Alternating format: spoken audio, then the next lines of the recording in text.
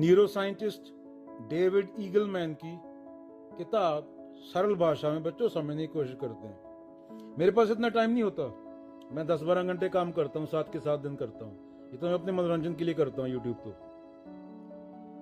मान लो बच्चों, तुम्हारा दिमाग है, ब्रेन है, वो एक देश है, और पर तुम प्रधानमंत्री नहीं हो, बिना प्रधानमंत्री का देश है।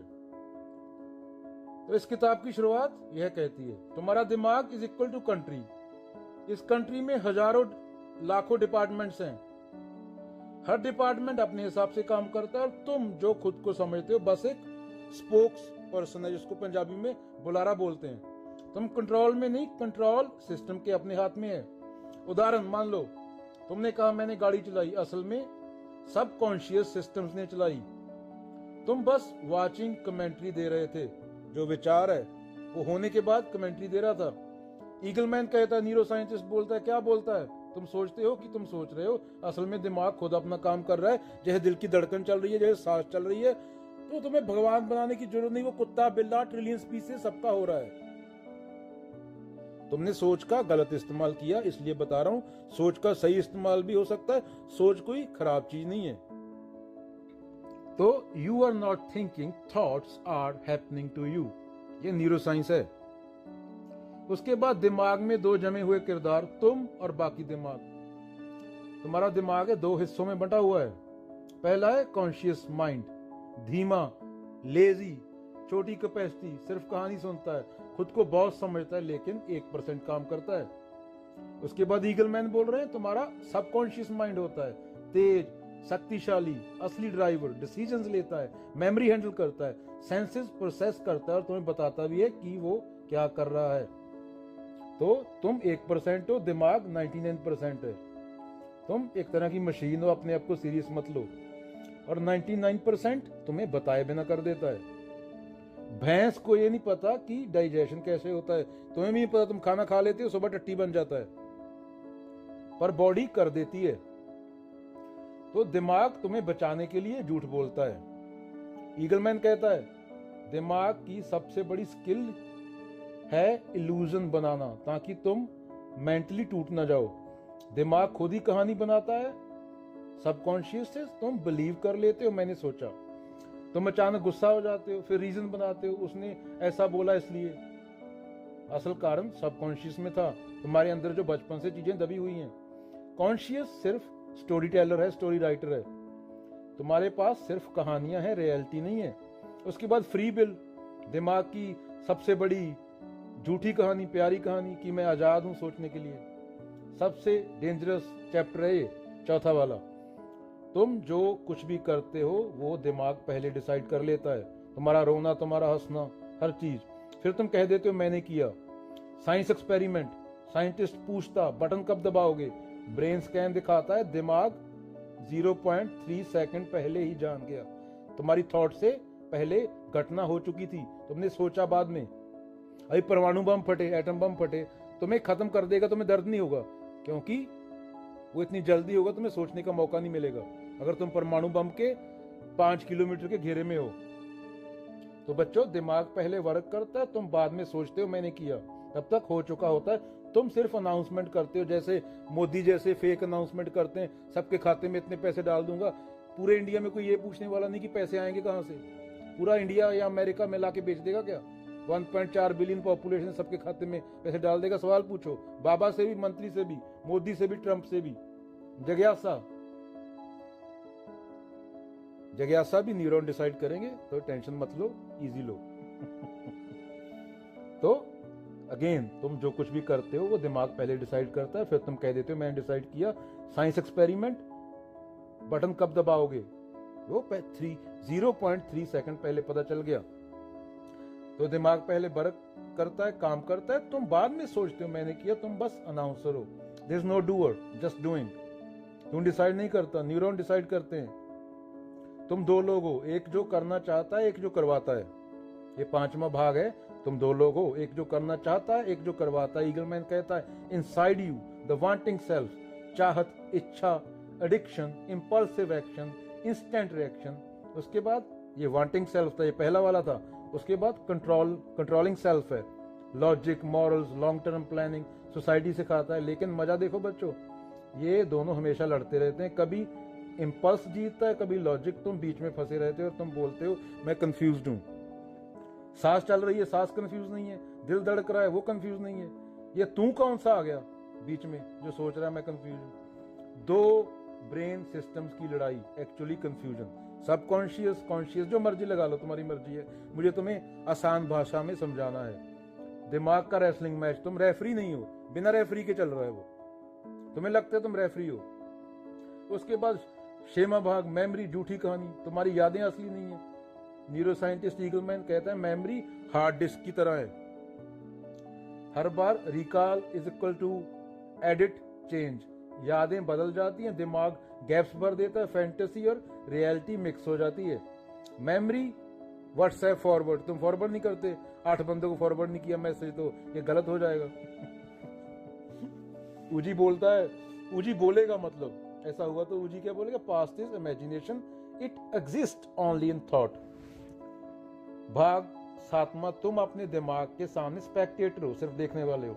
दिमाग blood pressure, digestion, balance, breath, emotion, reflexes, habits, fight, vision correction सब 24/7 कर रहा है। तुम सो रहे होते हो तो भी काम चल रहा होता है, बॉडी खुद को रिपेयर कर रही होती है। तुम बस रात को देखने वाला नहीं होता, दिन में भी नहीं देखता, तो 60,000 थॉट आते हैं। तू समझता है कि तू तोप है कोई, तू तुक्का है प्रकृति का जो लग गया, पूरी इंसानियत। भाग 8, तुम्हारा सेल्फ नाम का कंसेप्ट फेक है। सेल्फ, मैं कोई चीज होती नहीं, ये मैं नहीं, ये न्यूरो साइंस भी कह रही है, ये जिड्डू भी बोलते थे, यूजी बोलते थे, ये अष्टवक्र नहीं बोला। दिमाग के सारे डिपार्टमेंट अलग अलग हैं, कोई सेंट्रल बॉस नहीं, कोई आई नहीं, कोई कंट्रोल सेंटर नहीं, बस प्रोसेसेस है जो मिलके एक फेक आई का निर्माण कर देते हैं, मैं बाप का फेक। सोसाइटी उस फेक को आइडेंटिटी देती है। तुम एक टीम हो, प्लेयर नहीं। There is no self to realise, self is a myth. तो ये चैप्टर पूरे, जो बाबा लोग बैठे हैं दुकानें खोल के, उनकी दुकानें बंद, उनकी दुकानों पे मूत दिया ईगलमैन ने, पेशाब कर दिया। वो यज्ञ कर रहे थे आग जला के, उस पे आके मूत गया साइंटिस्ट। ह्यूमन तो कुछ नहीं, just neurons chewing reality like grass, like a gum, chewing gum. उसके बाद brain predictor machine, reality hallucination है, फिल्टर्ड। दिमाग दुनिया जैसे है वैसी नहीं दिखती, अपने हिसाब एडिट करता है, प्रोडिक्शंस बनाता है, मेमोरी से कंपेयर करता है, गैप्स भर के इल्यूजन देता है, और तुम बोलते हो मैं देख रहा हूं। तो दिमाग नेटफ्लिक्स देखते हो, नेटफ्लिक्स का एडिटर है, दुनिया उसकी मूवी है। क्रिमिनल बिहेवियर, मोरालिटी, सब ब्रेन का काम है, brain wiring. Eagleman criminal mind पर बड़ा हिस्सा लिखता है। कुछ लोग गलत काम चॉइस से नहीं करते, उनके ब्रेन सर्किट्स डिफरेंटली वायर्ड होते हैं। उनके माँ बाप कैसे थे, वो किस माहौल में रहे, इसलिए बोलता हूँ बच्चे पैदा करना बहुत जिम्मेवारी का काम है। इंपल्स कंट्रोल कमजोर होता है, मॉरल रीजनिंग लो होती है, जिनके साथ भी हादसा हो गया होता है बचपन में, tumour, injury, genetic patterns, behaviour. तो bad person is equal to bad brain wiring. दिमाग गलत वायर, बिहेवियर गलत। यह किताब, यहाँ पे किताब कंपैशन सिखाती है।